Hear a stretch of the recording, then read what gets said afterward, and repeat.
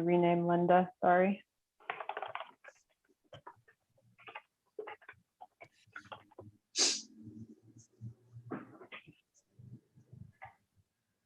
Okay, Chair Fritz, I think we've got a few people who are in the waiting room. We're admitting them, and as soon as they're here, I'll let you know. We can start the meeting. All right, sounds good. All right, looks like everyone who is in the waiting room has joined. Great. Then I will bring the meeting of the Planning Commission of Sebastopol to order for July 27th, 2021. And I'm going to start with my Zoom meeting script. So this meeting is being conducted utilizing teleconferencing and electronic means consistent with State of California executive orders regarding the COVID-19 pandemic. Zoom is being utilized for this meeting. In case of technical issues, meetings will be uploaded to the city website as soon as possible after this meeting. We will be conducting today's meeting in a virtual setting using Zoom. Planning commissioners and staff are participating from remote locations, practicing appropriate social distancing. Members of the public may view and listen to the meetings by use of Zoom as noted on the city's website and as noted on the agenda. Members of the public wishing to speak to the Planning Commission may do so during public comment or may comment on agenda items during the discussion of each item and must be logged into Zoom. Anyone using abusive, vulgar, offensive, threatening, or harassing language, personal attacks of any kind, or offensive terms that target specific individuals or groups will be muted and removed from the meeting. Please do not abuse this new way to provide public comment. All right, so with that, we'll continue on, and I would like to welcome our new Planning Commissioner, Deborah. Welcome to your first meeting. Thank you. And Carrie, if you want to take the roll call.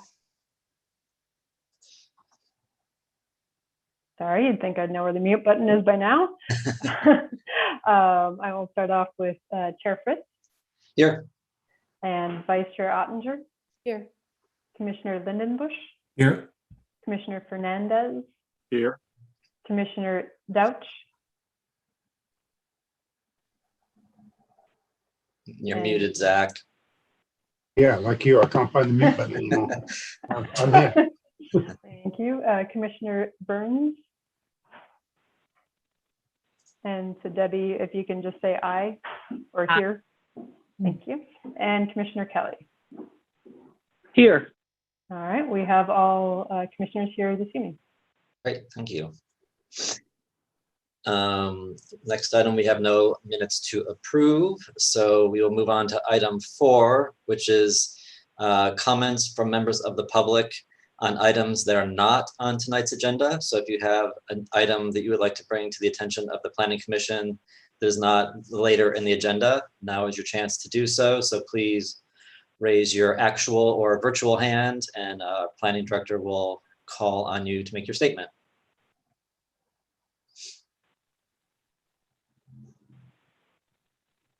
All right, I'm looking around and I do not see any hands raised, virtual or otherwise. All right, then we will continue on. Do any commissioners have a conflict of interest on the agenda item for tonight?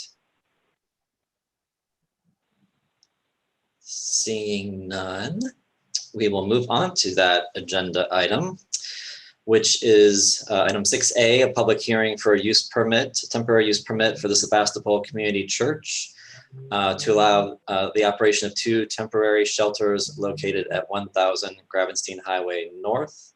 The temporary shelters will be situated in the parking lot adjacent to the church. And can we have a staff report, please? Sure, thank you, Chair Fritz. And we have with us tonight Jeff Sutherland. He is the person assisting until Alan's position can be filled. And Jeff, I will go ahead and hand it off to you for a brief staff report. Thank you, Carrie. Good afternoon, or evening, I should say, Mr. Chairman and members of the Planning Commission. My name is Jeffrey Sutherland, and I'm the contract planner working on behalf of the City of Sebastopol. Like you said, here for your consideration is a temporary use permit to allow the placement of 2 prefabricated micro shelters in the church parking lot of the Sebastopol Community Church located at 1000 Gravenstein Highway North for a period of up to 5 years. Each temporary structure provides 60 square feet of lockable, weatherproof, and insulated space enough for one individual or one couple. The temporary shelters are each sized to fit within the parameters of a single separated parking space. The temporary shelters will be used to temporarily house and assist Sebastopol's homeless population. The proposed structures are freestanding and do not provide water or electricity. Any persons staying within the shelters will have access to facilities within the church, including the bathroom, showers, and limited access to the kitchen. The general plan land use designation for the site is a medium density residential. The project is zoned R4 single family residential. As is stated in the staff report, the project is consistent with general plan land use and zoning designations for the project site, and that it involves the use of a temporary dwelling in an area that contains an array of residential structures.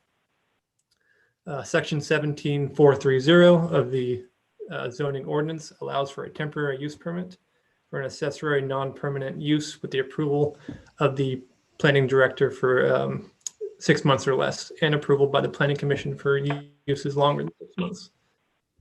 Although the shelters are anticipated to be in place for up to 5 years, they are considered temporary as they are not proposed to be permanent, nor do they include any site or other improvements to the church property, which would become permanent. With the conditions of developing a good neighbor policy, designating a contact, prohibiting electrical, plumbing, and other utilities, prohibiting smoking and open flame, establishing quiet hours between 10 p.m. and 7 a.m. daily, compliance with the written agreement, and a 6-month review by planning staff. Staff finds that the temporary shelters are not detrimental to the health, safety, peace, and comfort of the general welfare of the neighborhood. In addition, staff finds that the subject property is physically suitable for the type of use proposed, and that the applicant has demonstrated a need for the temporary use in order to assist Sebastopol's homeless population. If there's a consensus that the improvements are compatible with the site, staff recommends that the Planning Commission approve the application based on the facts, findings, analysis set forth and subject to the conditions of approval contained herein. Are there any questions at this time?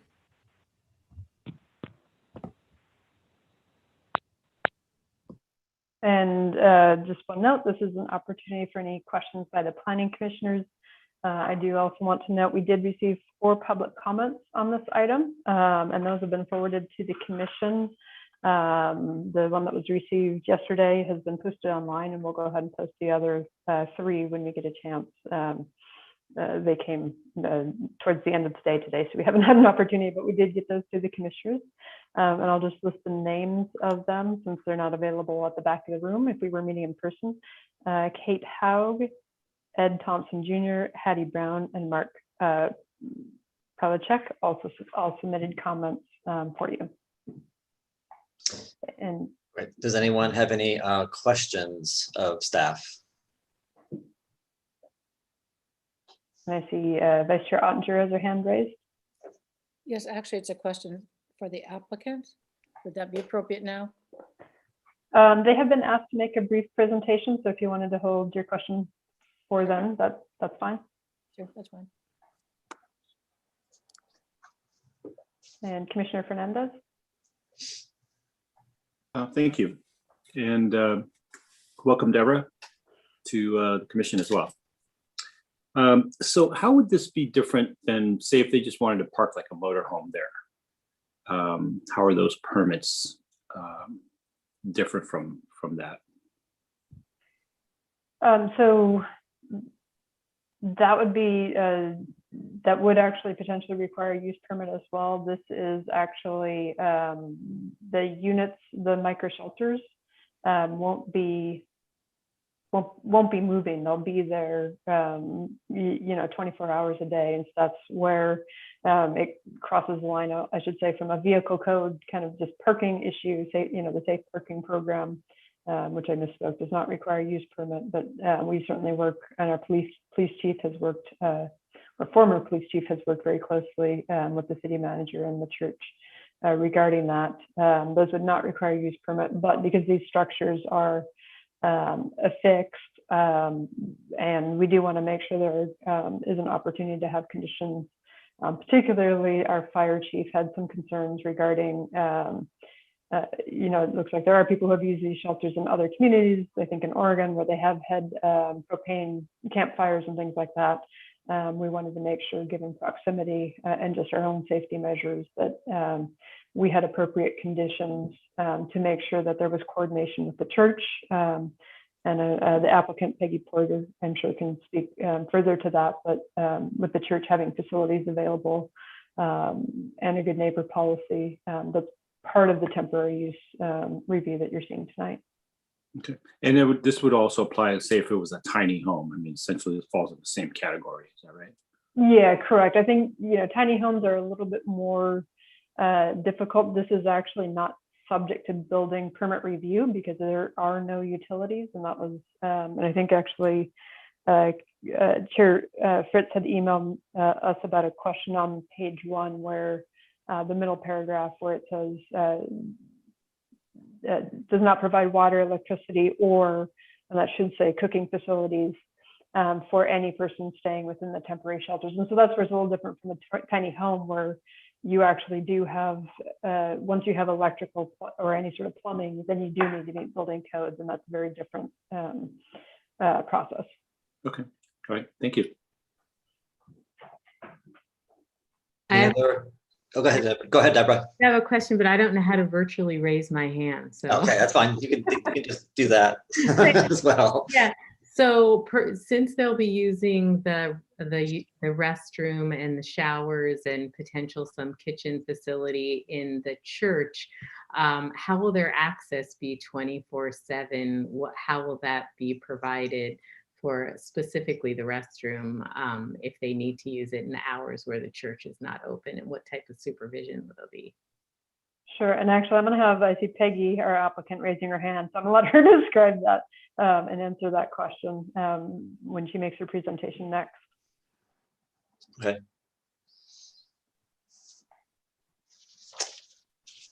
Any other questions of commissioners?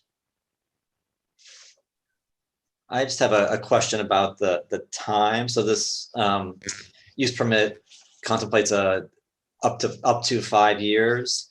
If they wanted to extend it beyond 5 years, would they need to submit a new application, or what would that process be to, continue? If it's a successful program and they want to continue it, what does that look like?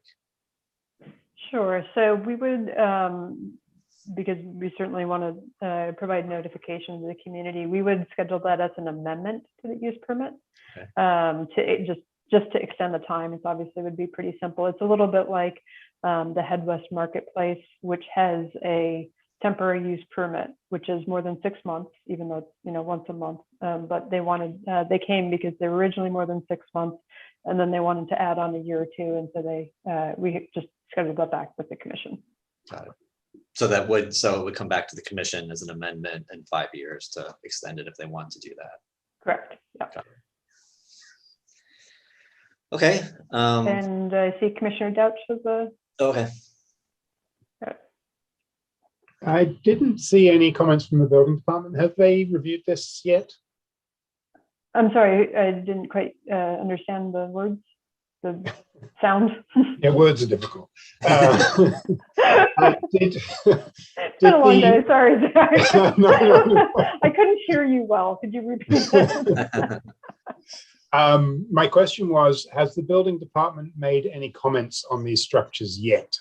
Or is that to come? They have, yes, our building official reviewed it, and without any electrical, plumbing, anything like, like a shed without a permit, it would be exempt from not subject to the building code.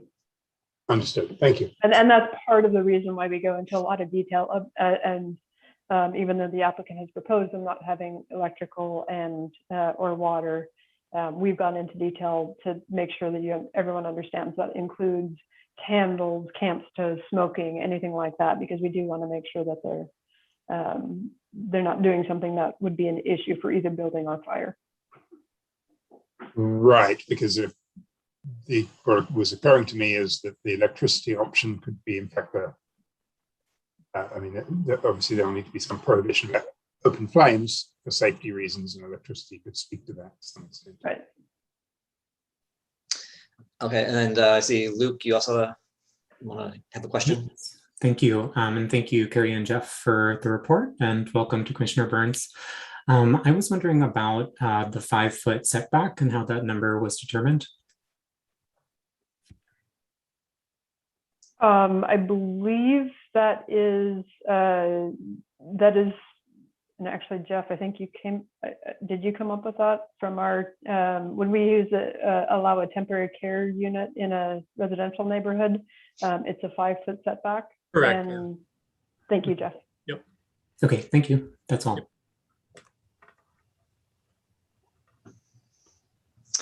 Okay, seeing no other questions from commissioners, I will, it sounded like the applicant wanted to make a presentation, so I'll ask the applicant to unmute herself and make her presentation. Thank you. Chair Fritz, Linda Kelly here. Oh, I'm sorry, Linda, I didn't see your hand up, or, No, I think I forgot to turn on the unmute. Is this okay to ask a few questions still? sure, yeah, if you have a question, go ahead. Okay, and this will be probably for the applicant as well. It's good to see Pastor Jean here. So the current parking that was provided by the church, is that still happening? And also, have there been any issues in the neighborhood? Yeah, that sounds like applicant question, so I'll let the applicant make her presentation, and if she can include the answers to those questions, that would be great. Okay, thank you. Hi, I'm Peggy Porter, and with my partner Joyce Cox, we're heading up this project at our church. We've had a safe parking program for 6 years now. It's part of the countywide program. Catholic Charities vets the people that can park there, and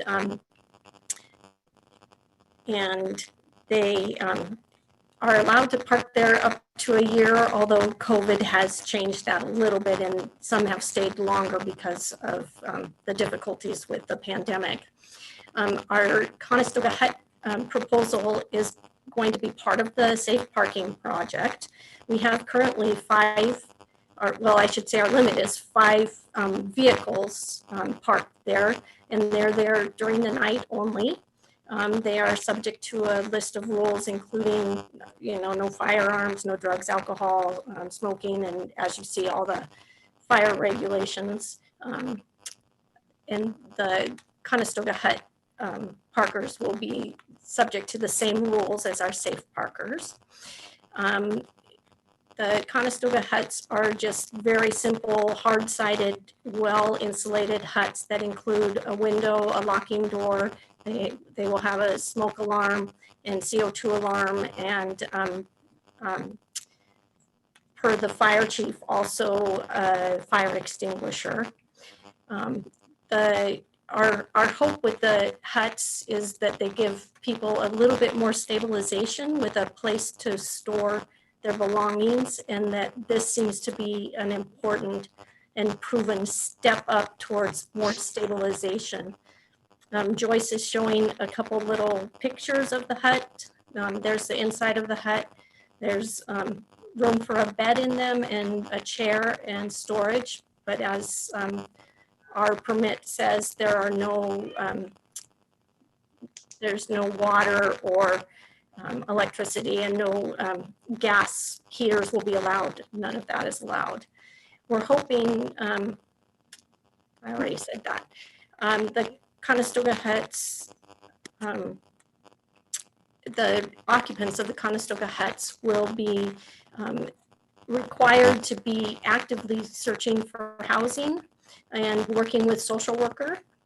Through Catholic Charities right now. We hope in the future that it will be West County Community Services to make it more Sebastopol friendly.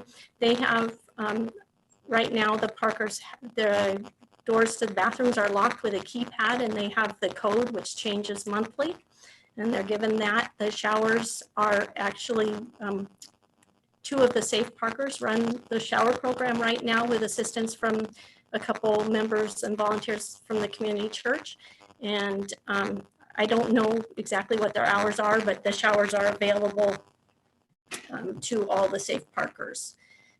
Kitchen use has been a little bit more limited, and especially with COVID, we had to back off a little bit on what we could offer as far as them being in the kitchen. But we're hoping that things are going to be improving and we can offer more to them with kitchen access. I think we did, we've had very little problem, actually. There have been a couple people that turned out to have more mental health issues than could be safely managed by the church and the safe parking program, and they had to leave and find places elsewhere to go. And we worked with Catholic Charities on that. The Safe Parkers that are there currently are in touch with our coordinator of the Safe Parkers and have his cell phone and can always call him and email him, and they have kind of policed the area themselves. If somebody gets, the community knows that we have safe parking there, people have shown up that aren't part of the program, and we're notified, and they are asked to move along. Occasionally, we've had police support with that, needed police support with that. We do have volunteers that drive through the parking lot at night, and the police also drive through the parking lot at night for safety. I don't believe that we've had any problems in the neighborhood, not that I've heard of. People that I talked to after we had sent out our notice, the people that I talked to didn't even know that we had a safe parking program there, including the woman that lives in the house right on the end of our parking lot that can see. She wasn't even aware that we had safe parkers there. We did have some questions from the community about could we add services, and there are services in town, and we're confident that our safe parkers know what services are available, and we've given them information about what services are available as far as free lunches, free breakfasts and lunches, and showers in other areas. You know, we're hoping to increase our services for our houseless neighbors, but at the time, this would be our increase at the moment. Now I'd like Joyce to step in and add anything that she'd like to add, or any questions that I didn't answer. Thank you for considering this. I don't know, I think you've done a good job. It really, we hope to keep it to be part of our safe parking program. And somebody in one of their letters that you forwarded on to us looked like they were looking for us to do homeless outreach services for the city, but that's not really what we're trying to do. We're just trying to take this little step, and our hope is that churches around the county see that it's successful, and if it is successful, that it can be duplicated. If everybody took on 2 people, it would really make a difference in the homeless population. I think it just gives them a little more stability. And then we found out, you know, from the people that have done it in Oregon, that they just, even a place where you can stand up and lay down has made a difference, and enough stability where they can move into other services and other housing, that it really did make a difference for people. So it's worth a try. Okay, thank you. So I know Kathy, you had a question for the applicant. You want to go ahead? Okay, thank you. Yeah, I was just concerned about what source of light people would have in the evening when they're residing or sleeping in their spaces to move around in the evening. What's the typical source of power? Would that be battery operated lights, or is that considered an appliance? More like flashlight, little, you know, LED lantern, that kind of thing. They're well insulated, but there's no heat. But they find that even in very low temperatures in Oregon, that they do maintain warmth, that because they're so well insulated, that if they've got a good sleeping bag, that they were warm. Thank you. I had one more question too. Within the church building where the showers and the kitchen are, is there sort of a lounge area where people can sit down and just be out of the elements in the wintertime? Or do you expect people to be only in their huts in the evening when they're home from work? I mean, where do they hang out during the day? We have not provided that Okay. for any of the safe parkers. They're there for, like 8 p.m. to 8 a.m. I don't know exactly what the hours are, but it's something like that. And then other than that, they're not supposed to be in the neighborhood or at the church property. We've been a little relax about it during COVID because we weren't using the buildings, and we haven't, don't have evening meetings or anything. So people have been there a little more, but now that we're hopefully soon opening up more, then it'll have to be that. Just had one more question. You have 5 vehicles that are there for safe parking, and this is an additional 2 units. Do the people in those 2 huts, would they also have vehicles? Yes, and they would be part of the 5. We're not. Oh, they're part of the 5. They will be part of the 5. Okay, that makes sense then to me. And of the 5 vehicles, do they have assigned parking spaces, or are they just randomly pulling into a slot within the parking lot? Currently, it's random, but we've talked about assigning spaces and putting numbers on them so that that's their space. Okay, thank you very much. Do any other planning commissioners have a question for the applicant? I do. Go ahead, Everett. Great. Well, good evening, and thank you for bringing this and for the work you guys are doing and the effort and ingenuity. So really, really applaud you for taking this effort, and I'm sure it'll make a difference to some people there. So the timing, so I guess there's certain hours that they can be there, and then they're supposed to be gone. So do those hours include the use of the shower? Is it the same time as they have to, same hours as they're supposed to be there or out of there?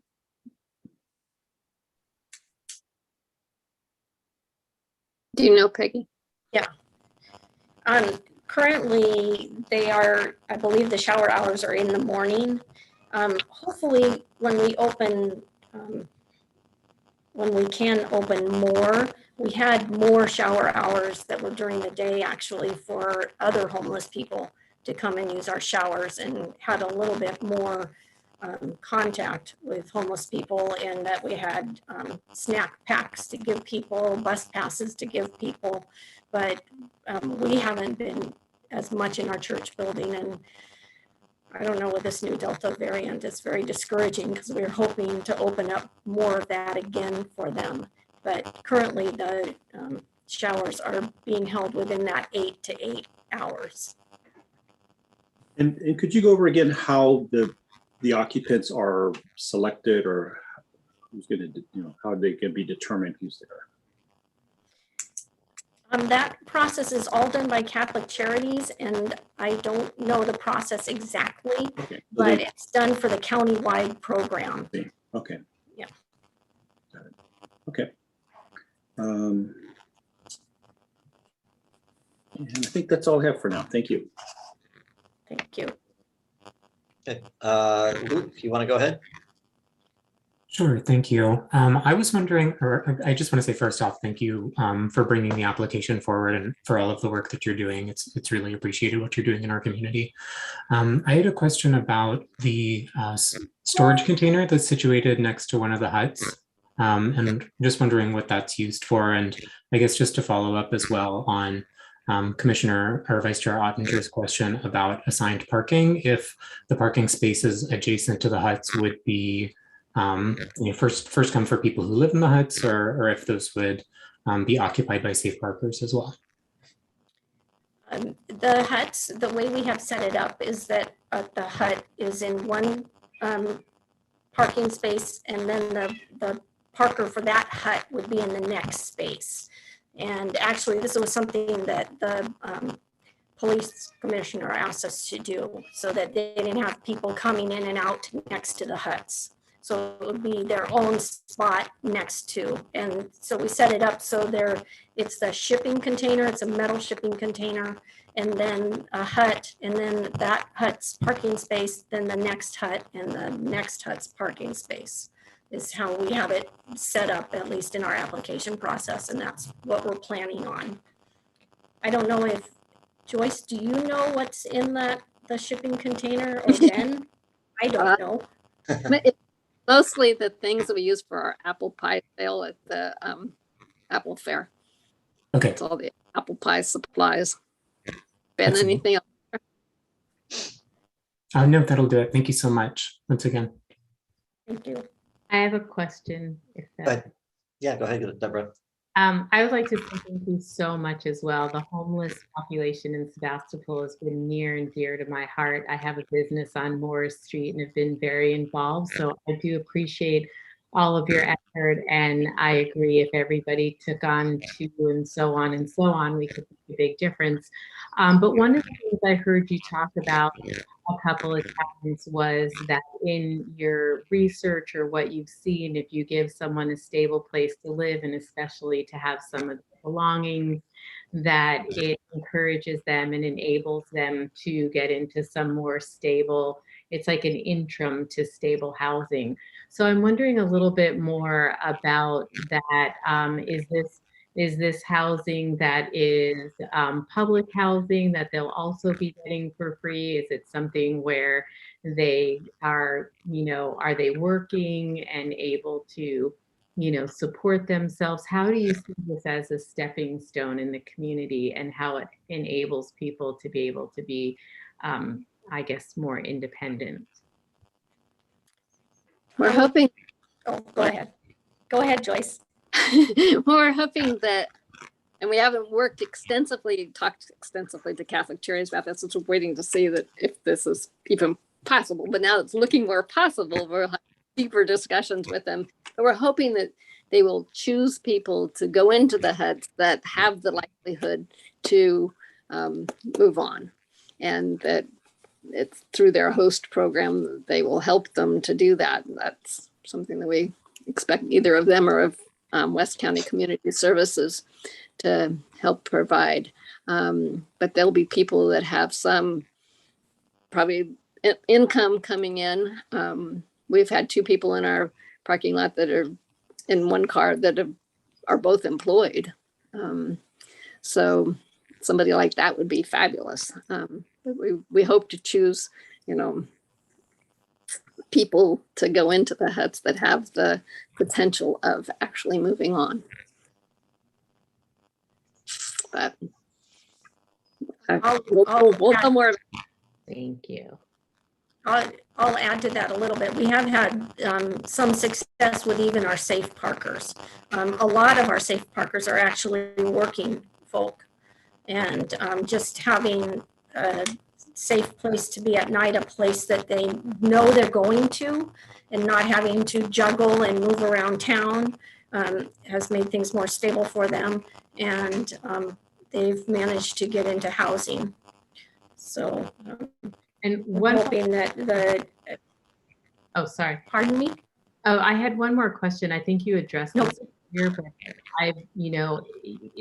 if you said you've encountered mental illness and other issues like that were above the scope of what you can house. So if Catholic Charities is screening them and that happens, you had mentioned that happened in the past. What would happen if they were in one of these huts, so to speak? Would they be asked to leave? Do you have another place for them to go? How do you help them get the services they need? In the past, there were multiple agencies involved in helping them move on, and I guess I don't have a set answer to that, how we would handle that, but the safe parkers will be working with social workers and we'll be working on that. I think that, and we'll be working to hopefully avoid those situations, although, you know, there will be situations that come up. So the thing with the safe parkers is that they're promised a level of security and safety. And so with mental health issues, you know, of course, a lot of homeless people do have mental health issues, and some are in control and some are not. And, you know, we do what we can and did what we could. And then they were asked to move on. And I don't honestly know the answer to where they went from our parking lot. And we have a preschool at our church too, which is right on that parking lot. So we really do have to be careful about who's there. And we have sort of a low tolerance for, you know, as we have to protect the preschool and the church people. Thank you. Linda, do you have any questions for the applicant? I do. Thank you for answering about the community aspects and compatibility, and that was very good news to hear that. I'm sure included in those heaters are the very popular little buddy heaters that are small propane tanks, and not that I don't think there should be heating, and they're apparently safe for carbon monoxide, but I am a little concerned about them in an enclosed space and who will be monitoring that. And then a lot of what's popular too are these small little power batteries that allow you to charge your phones and your other electronic equipment. So I imagine they'll have to do that elsewhere or in the bathroom at night, you know, or whatever, and how that works out. And then my third question is dealing with this pandemic now amping up, and then the unfortunate spread throughout our largest homeless shelter with COVID-19 infections.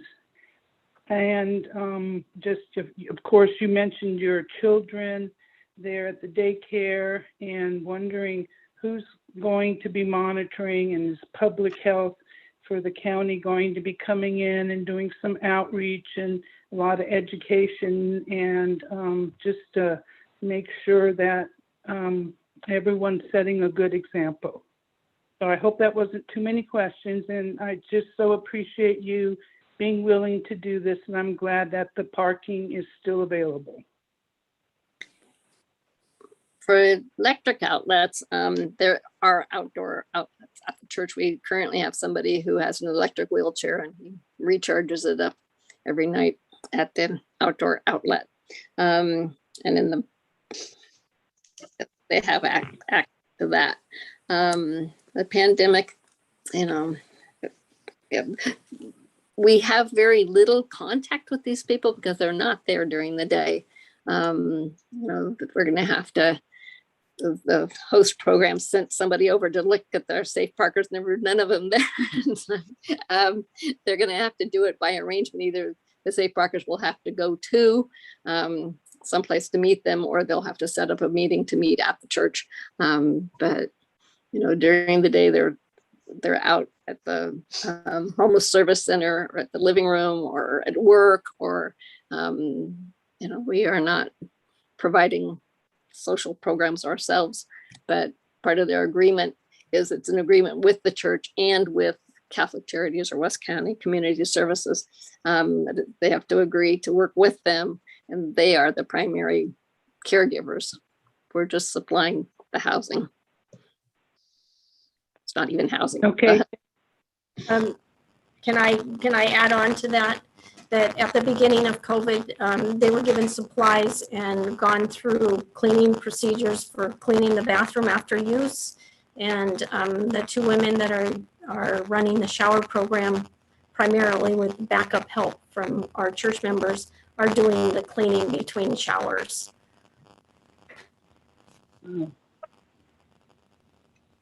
Thank you very much, and thank you very much. Okay, any other commissioner questions? I just had a couple. So you mentioned the cars and the spaces next to the Conestoga huts would be used for the residents to park there. Do you have to have a car, or if you don't have a car, can you participate in the safe parking program if you don't have something to park? Or is this just for people with cars or vehicles?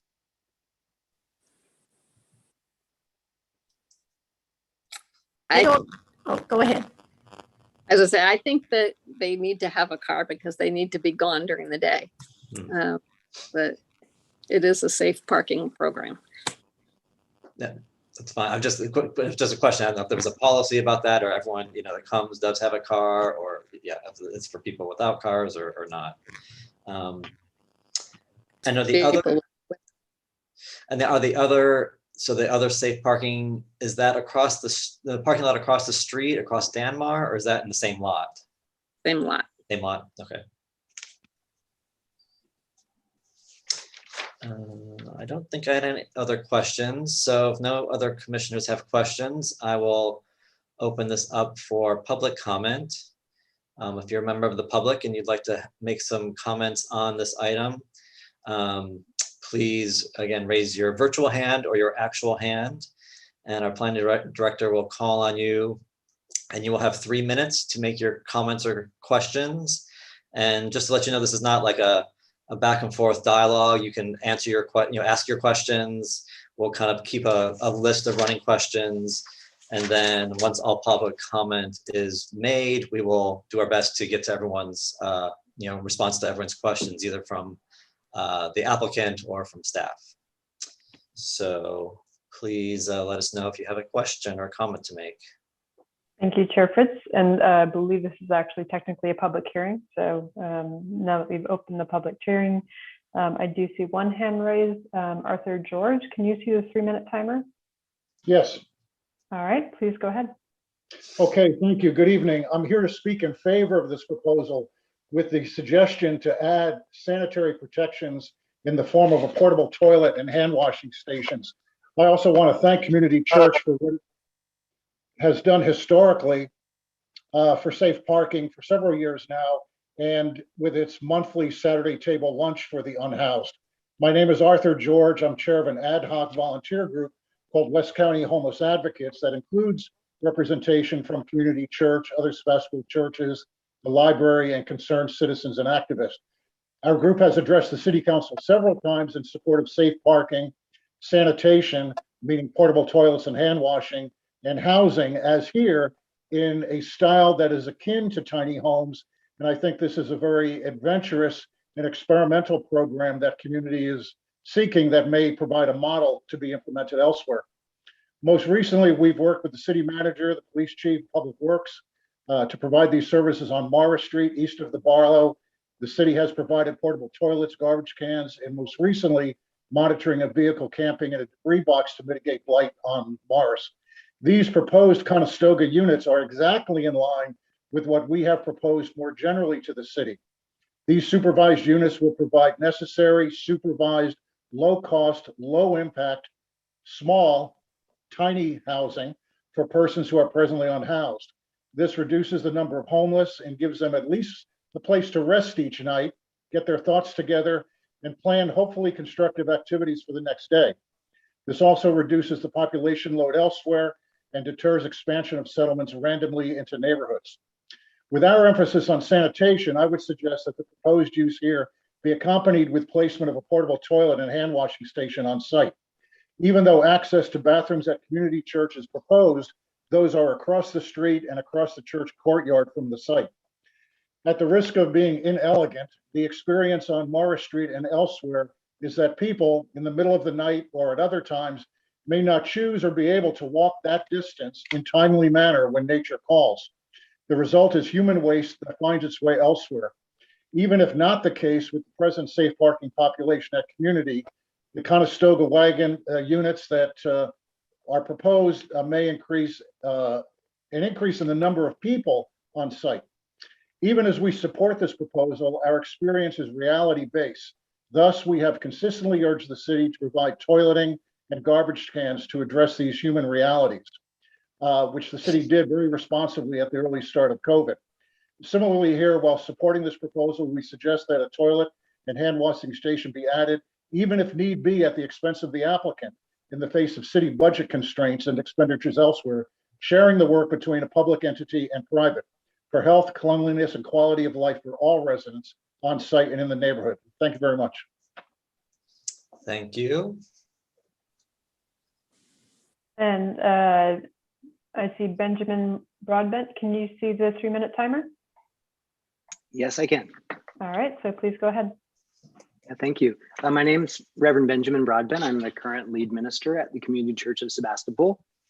Also happy to have my predecessor, Reverend Gene Nelson, here. And I wanted to say a public thank you to Peggy Porter and Joyce Cox, who have really spearheaded this effort. I'm really proud of them and proud of our church. I also want to point out that our church community really considers it a joy to host the guests in our safe parking program. While there are definitely challenges along the way, they provide a degree of fellowship and frankly, some security to our space after hours.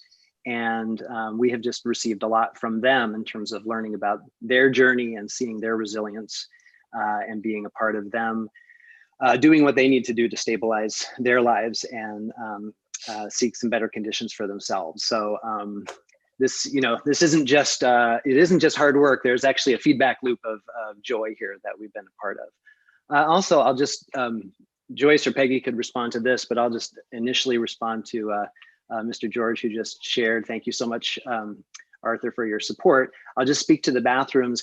The bathrooms that are available, they're not across the street. They're right across the parking lot. They're in the same parking lot as the proposed huts, and they're on a key lock that the parkers have access to, and the hallway near there is lit.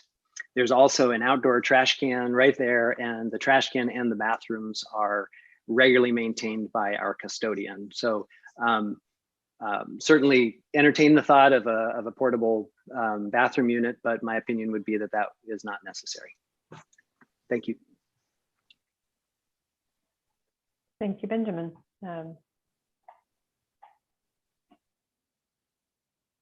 Any other public comments?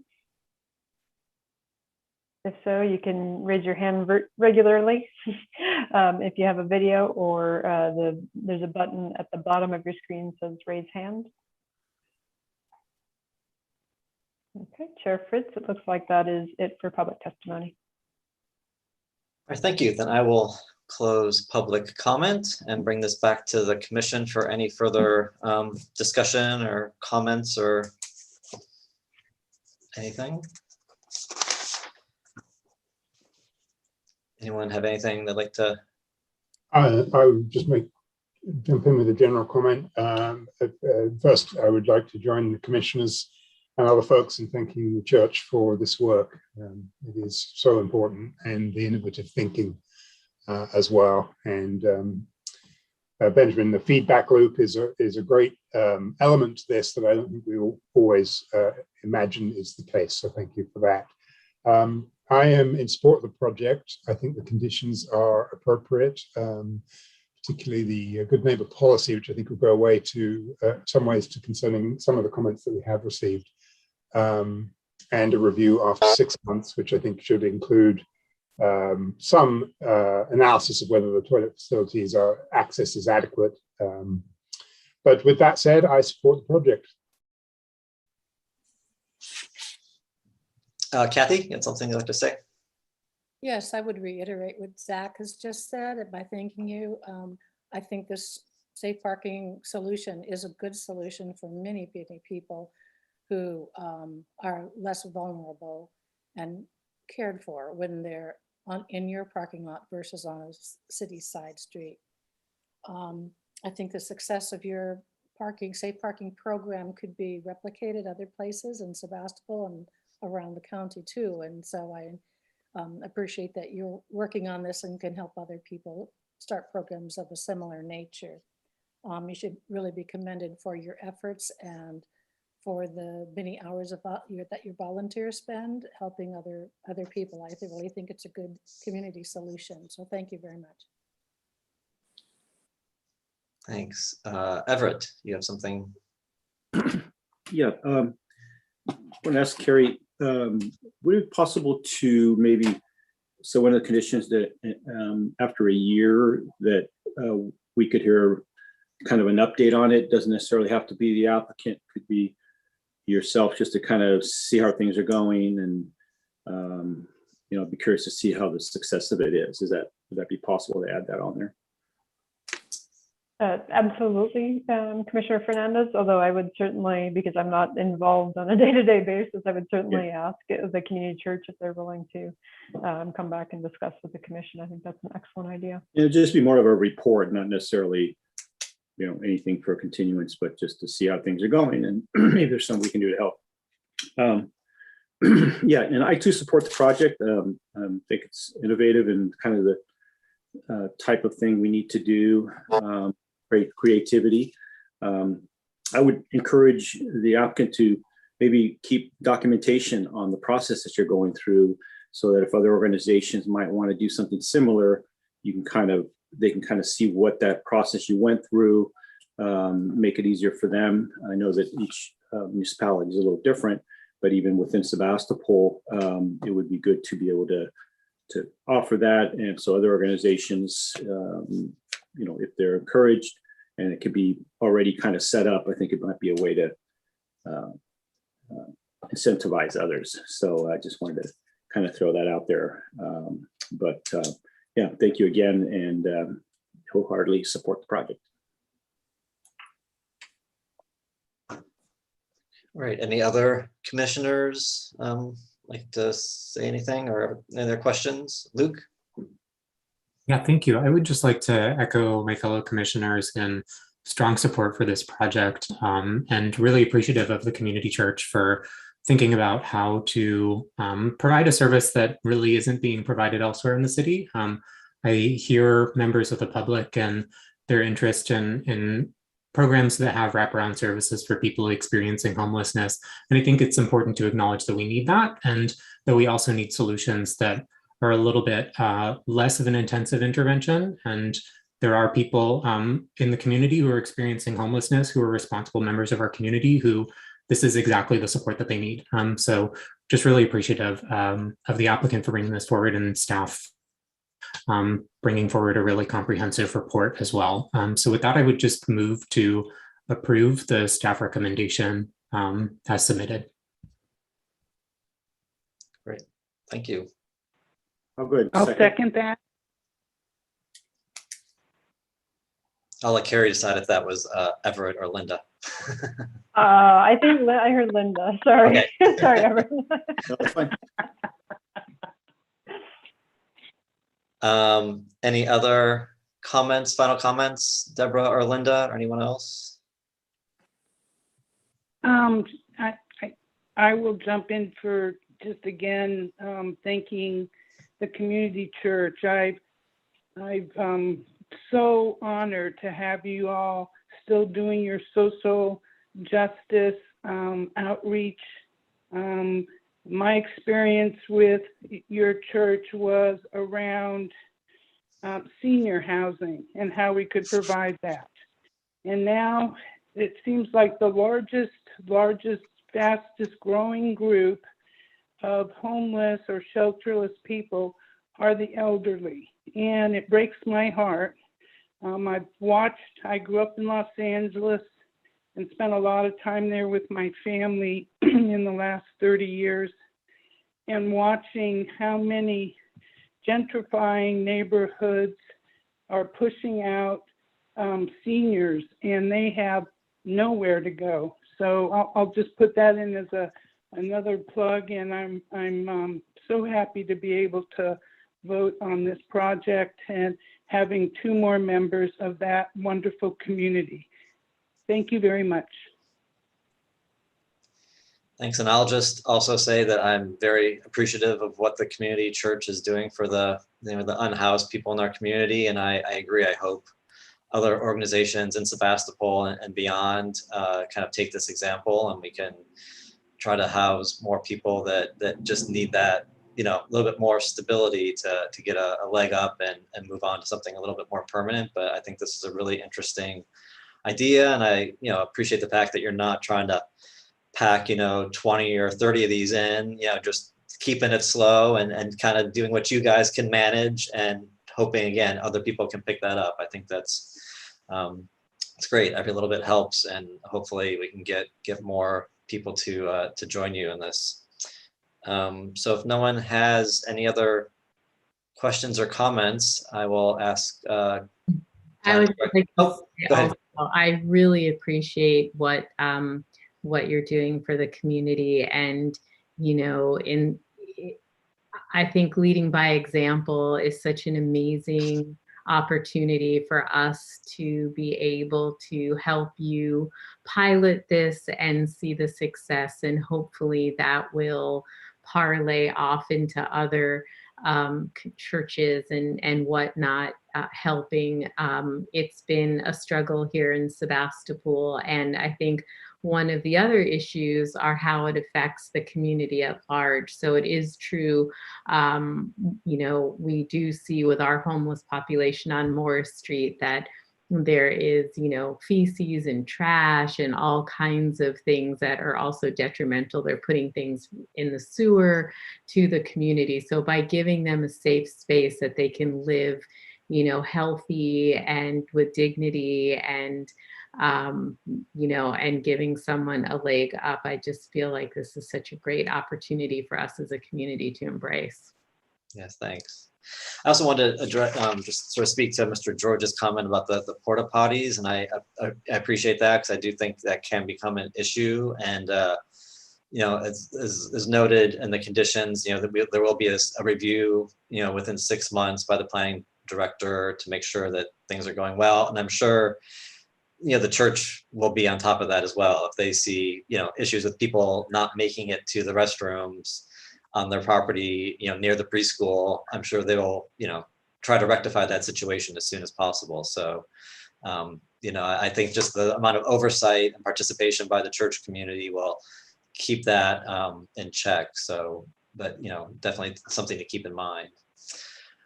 So Carrie, would you like to call a roll vote? We have a motion and a second, I believe. Sure. And yeah, just one note about the any adjustments. I think we'll be happy to work at a staff level with the church and their contacts. I will say my preference is actually to potentially move the shelters a little closer to the church rather than the porta potties. It's an additional expense for the church, and you know, they can still be a little smelly if they're close to a property line. So, you know, there's a few alternatives, but it sounds like they've been operating quite well with the safe parking parkers that they have there and the keys. So hopefully that continues with this. But yes, staff will certainly work with them on any adjustments. Actually, can I just make one comment on the conditions? Condition number 10, I think, should read premises and not premise. That was just a Thank you. Yes, that is typo. a typographical error, but we'll just change that. Yeah, just so yes, I don't think we need to re-motion that. We'll just correct the typo. Yeah, just it's a little bit different meaning. Thank you. Okay, so I will do a roll vote. Commissioner Fernandez. Aye. Commissioner Dauch. Aye. Commissioner Kelly. Aye. Commissioner Burns. Aye. Vice Chair Ottinger. Aye. Commissioner Lindenbush. Aye. And Chair Fritz. Aye. Thank you. The motion passes unanimously. And it's been a while since we've had a hearing, so I'm going to go ahead and pull up my little disclaimer on the appeal. So any action approved by the Planning Commission is subject to a 5-day appeal. Appeals must be submitted in writing along with the appeal fee to the Planning Department. And I will note on that, I'm sorry, it's a 7-day of the action. Any appeals would be heard by City Council. And just to note that the City Hall is currently closed to the public and the Planning Department, however, we are available at the 823-6167 or through the emails that are on our website. And with that, congratulations. Yes, congratulations and thank you for all your help. Thank you. So when do you think you'll get these installed? I'm just wondering. I don't know. Okay. The person that's heading up our building committee is a little busy right now, so it might take us a month to get it going. But we think we can build them in like 3 or 4 days. Okay.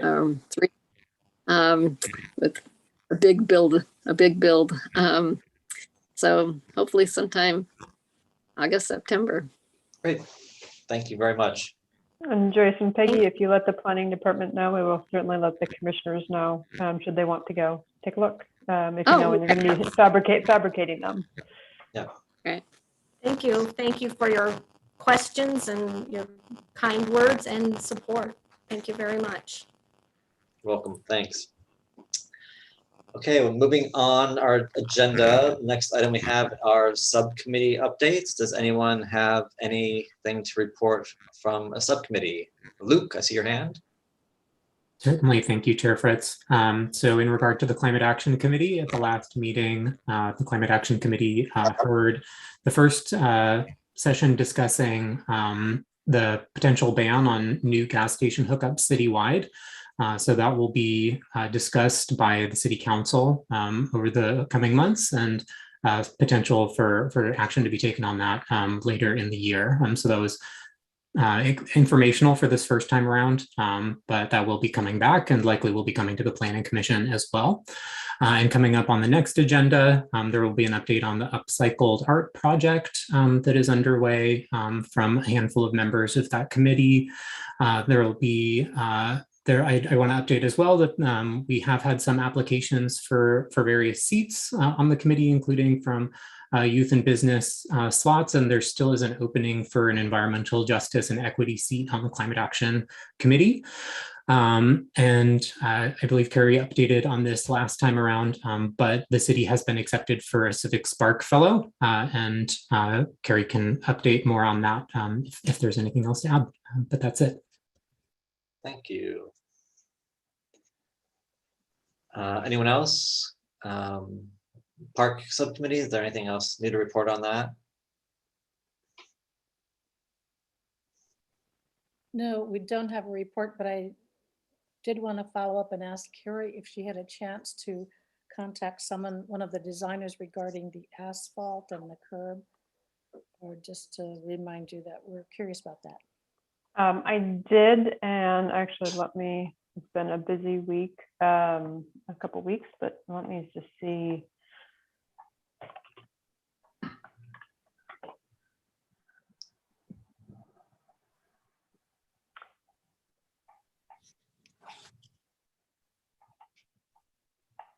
Yeah, they need a little bit more information, but they are going to be looking into that. So, and actually one of the questions they asked, and Kathy, I may ask if you can help with this, is if we could give them send a picture with the condition, so they think they can either see if they need to make a change or make a note for the contractor, so that when it does go, they could just lay that up a little bit more. So Kathy, I don't know if you're able to go take a picture of sort of the level differences and email that to me. It's hard to do that with the existing PVC, but I'll make an effort. Yeah, even with the existing PVC would be great, thanks. Okay, good. And I apologize for not contacting you about that earlier.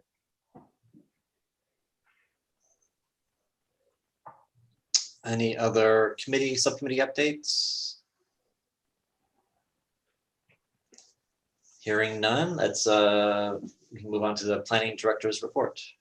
Okay, thank you, Chair Fritz. And I'll start off with the follow-on to Commissioner Lindenbusch's Climate Action Committee updates. So a couple other things. Councilmember Gurney did actually request the gas station ban be placed on the council agenda for discussion. The SCTA, RCPA did discuss a model ordinance and moving forward at a county level with letters of intent or resolutions of intent at the very least. And I believe they're scheduled for their September meeting to take this item up again. Councilmember Gurney has requested that council discuss the city's interest, the council's interest in this, and that's actually going to be on next Tuesday's agenda. So Luke's getting an update that the committee will get tomorrow. That came about earlier this week.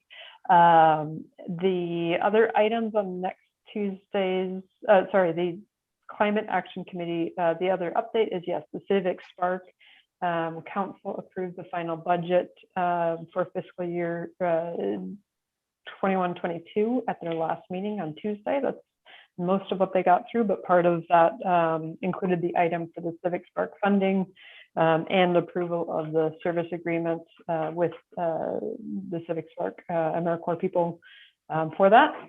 So that has been fully approved and funded and will be moving forward. And I think actually on my way to this meeting, I saw a flash of an email saying that they've already posted the job description, and it looks like we may have some candidates soon to interview for that. That position will be starting in September. And one of the main focus projects for that person will be to update the climate action framework, or to create a climate action framework, which is sort of an update for the climate action plan, but focused on actions and where the city should be going. So very excited to have some additional assistance for the climate and support for the Climate Action Committee and for the city for that. And so that person will be hosted at RCPA for their day-to-day and being able to interact with our Regional Climate Protection Agency and Tanya Naras, the Director of Climate Program. So they'll be sitting with much more knowledgeable people than me on a day-to-day basis, but we'll certainly be interacting with the Climate Action Committee and myself for their work for Sebastopol. I think that's it for the climate items. The other items on next Tuesday's agenda, we do have a recommendation for a housing element consultant and approval of a budget amendment, since both of the proposals that we received were higher than was originally budgeted. A lot of that has to do with state requirements, but also the recommended consultant has wants to work with Sebastopol to come up with a specific specific housing strategy, which I think the commission, given our spring lecture series on housing and creating and developing housing in town, I thought would be really a key component for our next housing element.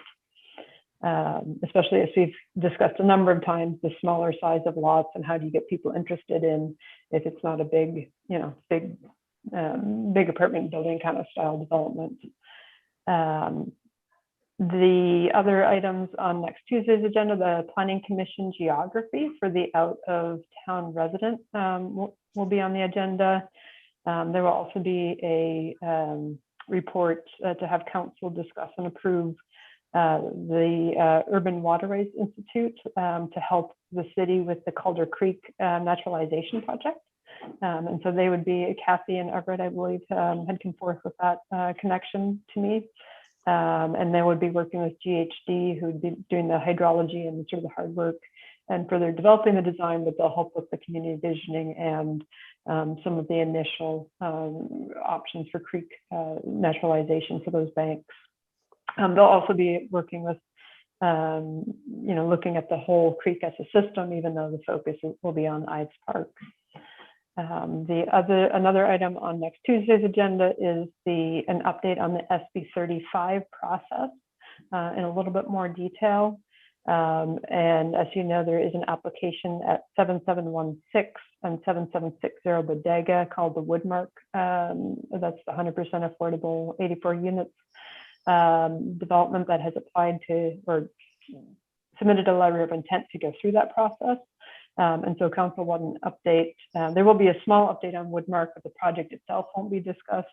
But there's a significant interest in the community, as you probably all know, except for maybe Deborah, since she's new, but I'm sure she'll find out soon enough. That is actually not a project that would ever come to the Planning Commission. It would have been a design review board project, and they had had a couple preliminary reviews on that to date. So there will be an update on the process, and we'll have our housing law specialist at that meeting as well. And then the Climate Action Committee interviews and appointments, and the Public Art Committee vacancy and appointment as well. And maybe that explains why I haven't been able to get to a picture on Ives Park, because I counted 10 reports for council next week. One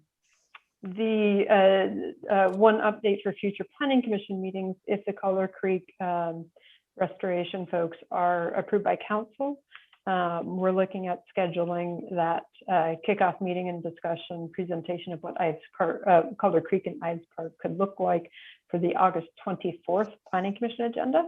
Trying to work around a couple of vacations that I knew about or reached out to folks on. So thank you for your response on that one.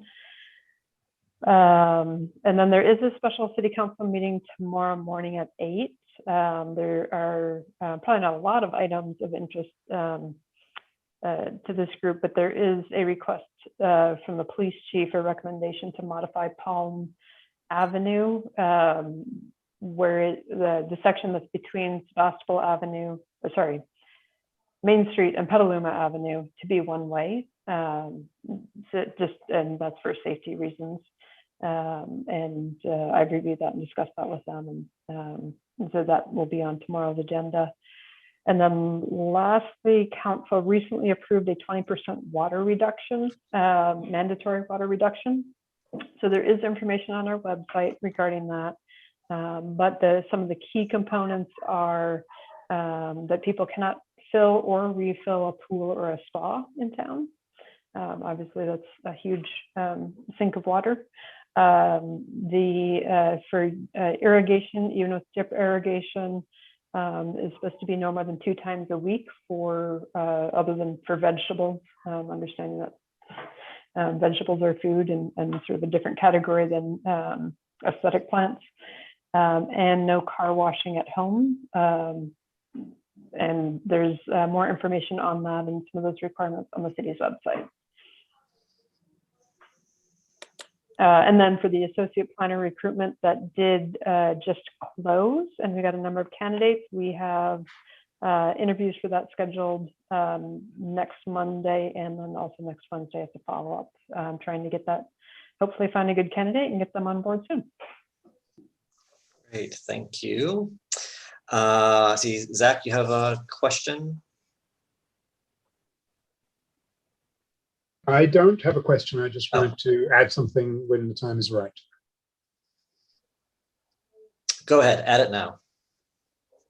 Okay, thank you. Well, I wanted to acknowledge and ask for your, or appreciate your forbearance, which you may have given one way or the other. I wanted to acknowledge I've missed a number of meetings this year, and I'm not going to go into a litany of reasons, except to say it's strange times and busy times, and I have been having to prioritize accordingly. But I wanted to acknowledge I've missed several meetings and let you know that I will endeavor not to keep missing meetings.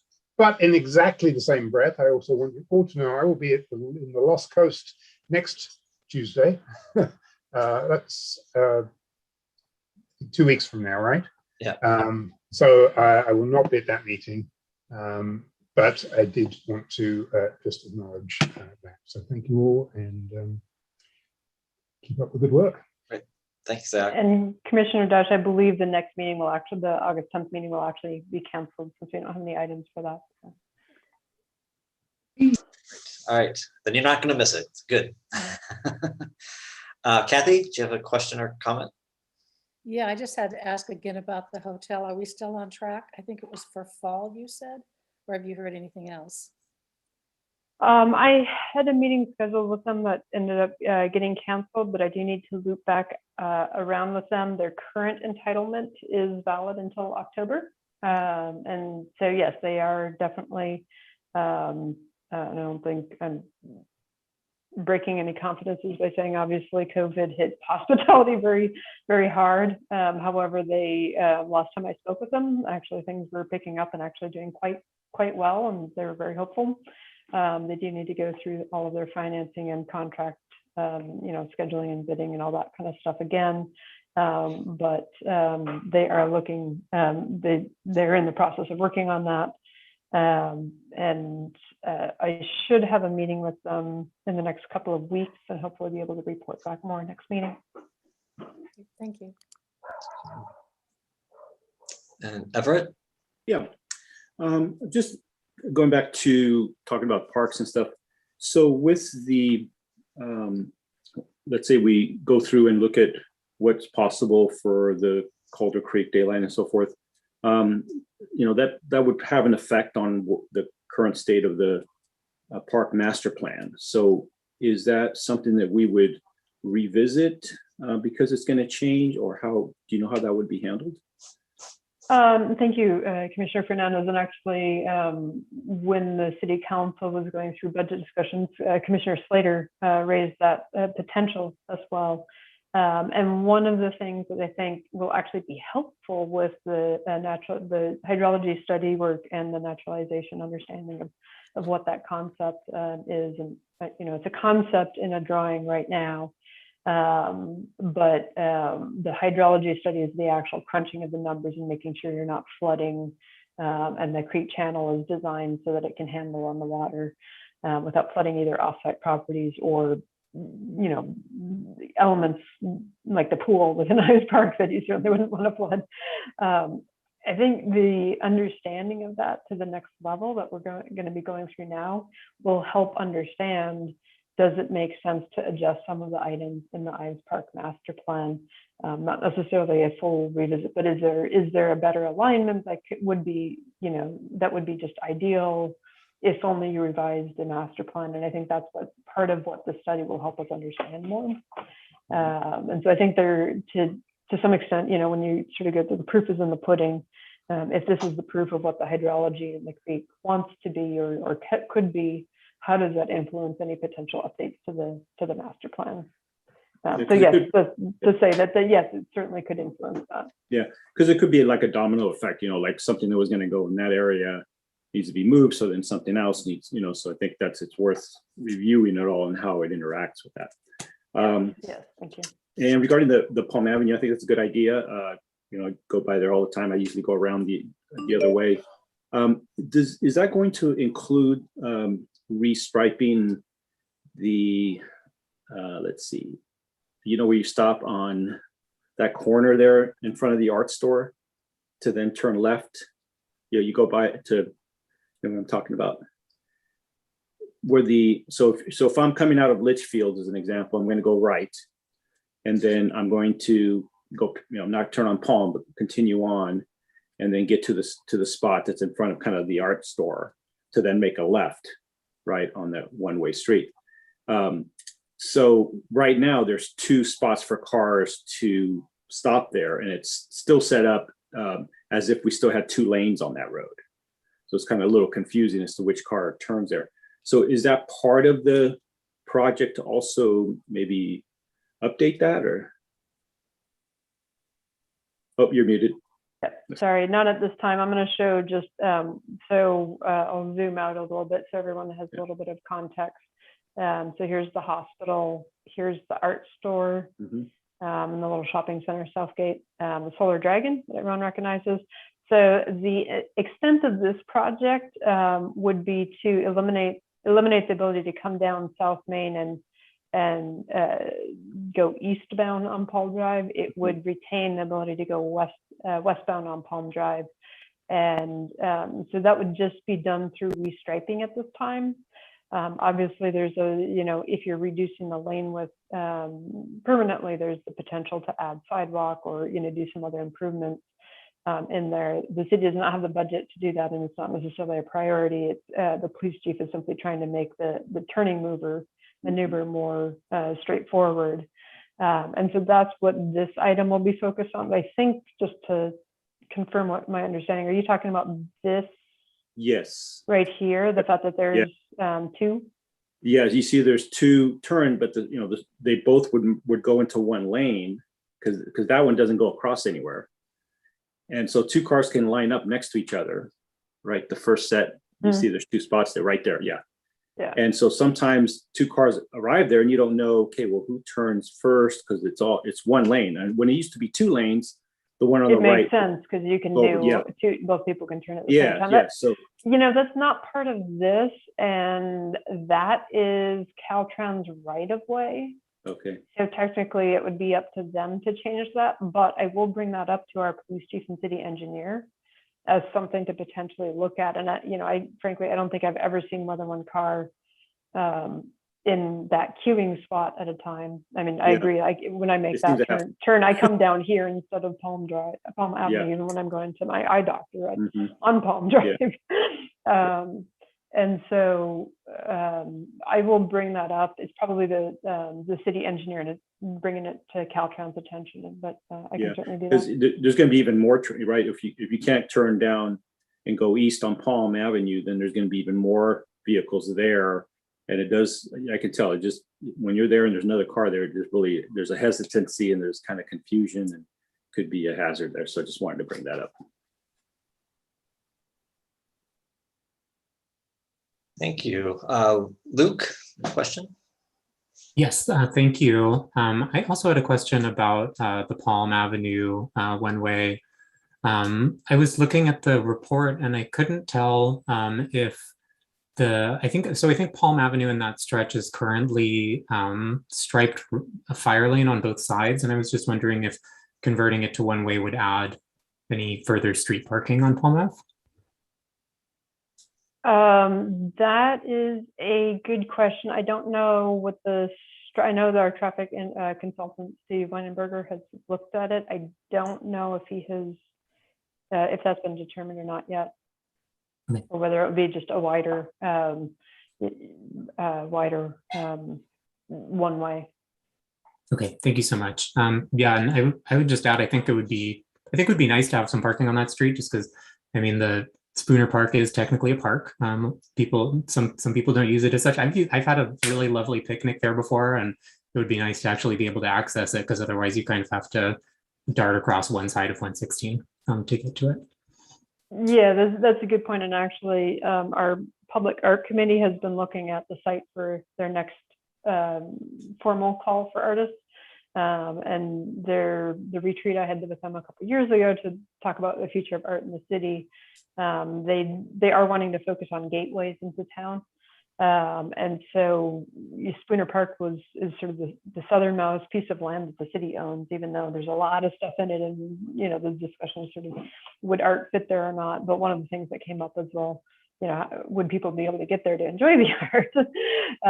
And yeah, I think and I know the resident at 698 Palm would like a sidewalk along his side of the street, the north side.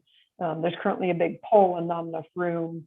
And so I think at some point in the future, yeah, potential sidewalk or potential parking on the Spooner Park side so that you could park and hopefully get safely into the park. Those are both, that's a good idea too. Excellent. Thanks so much, Carrie.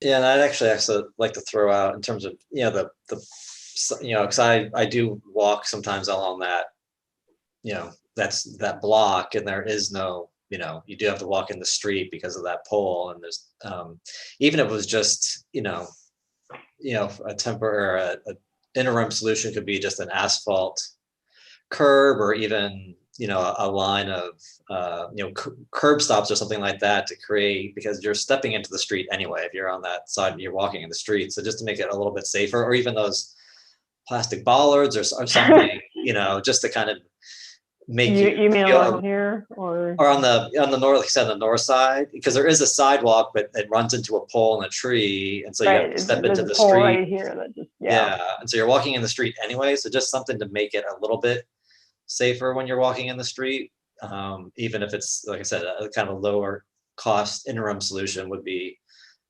welcome. I know I know our city engineer was noting that the minute you do that, you need to make sure that it connects in with the ADA sidewalk, and this ADA sidewalk was literally just put in a few years ago. So I unfortunately, that's sort of the way of the world, is once you create a sidewalk, you now take liability for it in both ADA and safety. And so unfortunately, the condition, I hate the litigious society we lived in, but unfortunately, it's almost better to leave it, from a legal perspective. It definitely leave doesn't. it as meet is, ADA, but- definitely doesn't meet ADA right now. You have to No, it go on the does not. sidewalk and then run into a pole. Yeah, the telephone pole is actually closer to Petaluma Avenue.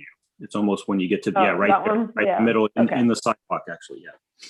Well, there's another one. Yeah, that this actually one's the pretty sidewalk close too, I think, stops. and that's where it just stops, because the resident here was asking, can we add sidewalk there? And it was like, well, you can't. But and actually, Chair Fritz, the first thing I thought of when they said when we talked about would it be okay to do this one way, I was like, well, that's great. Could we get a sidewalk or something in the future? And unfortunately, yes, we couldn't do that, but it would all need to be redone. And if you wanted to have a sidewalk on the Palm, on the Spooner Park side, then you'd still need an ADA curb so that you could do an appropriate crossing to get there. But I will certainly ask if there's any, or maybe, interim having parking on that side, so you can at least get to drive there and get to your, to the park, and maybe a bicycle rack in case you were able to, wanted to bicycle there or something. But yeah, long term, if it works out, certainly that the street diet idea of reduce the street, make it a complete street, and add other features would be great. Actually, I have one other comment on there. It's also kind of precarious once you get to the end of Palm, towards South Main Street, because you kind of have to go back. You have to almost go against traffic to then get back on Palm, right? And it's kind of a strange intersection there. So at the end where it was South Main Street, right there. So if you want to continue on to Palm, you kind of have to go a little bit wrong way. There's a kink there, and Yeah. you really got to be careful of traffic. I don't know how many. I think I've done that once, and then I just started going to Litchfield and then around the block if I needed to, or up and then down South Main. It's a very tricky alignment. Mm-hmm. Okay. All right. Anyone have anything else? Great. Thank you, everyone. I will adjourn our meeting to August 10th officially, but it sounds like that's going to be canceled. So see you all later in August. Thanks. Thank you all. All right. And Debbie, do you have any questions now that you've had your first meeting? I don't. There's obviously issues that I'm not up to speed on, but eventually I'm sure I'll be up to speed on them. So thank you so much to everyone. And then I assume since the 10th is canceled, you'll let us know when the next